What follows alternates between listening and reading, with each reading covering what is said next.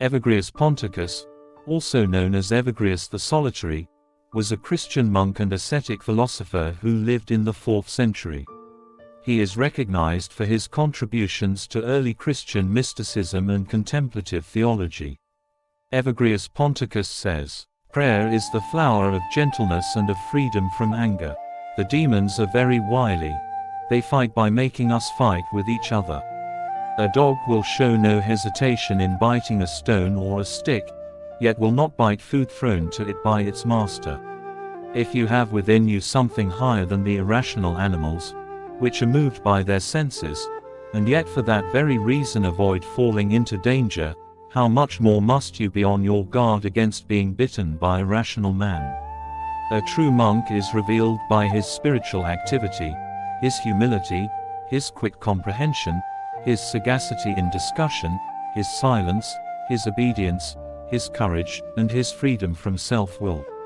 The soul has a single task, to keep its eye pure and whole, and its light enlightened. He who has found the meaning of the commandments has found the knowledge of God. Prayer is an ascent of the mind to God. The first war of the monk is with his own nature, after that all war is easy. The monk is a man who hides his struggle, not his victory.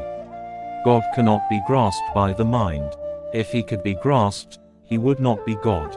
The further the soul advances, the greater are the adversaries against which it must contend. Prayer is the laying aside of thoughts. Blessed is the one who has arrived at infinite ignorance. The Holy Spirit, out of compassion for our weakness, comes to us even when we are impure.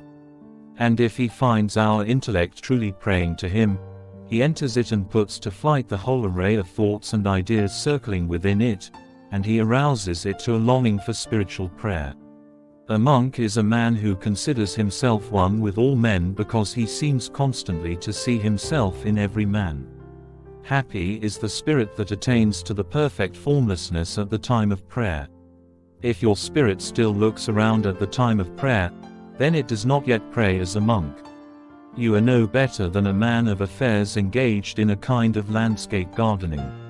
We should not worry about clothes or food.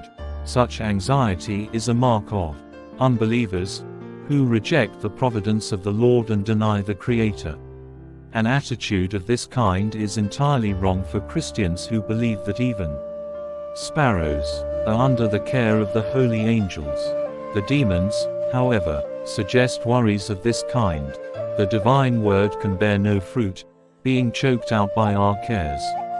Let us, then, renounce these cares, and throw them down before the Lord, being content with what we have at the moment. Remember how the Lord rebukes Martha when he says, "You are anxious and troubled about many things, one thing alone is needful." To hear the divine word. After that, one should be content with anything that comes to hand. Provide yourself with such work for your hands as can be done, if possible, both during the day and at night, so that you are not a burden to anyone, and indeed can give to others, as St. Paul the Apostle advises.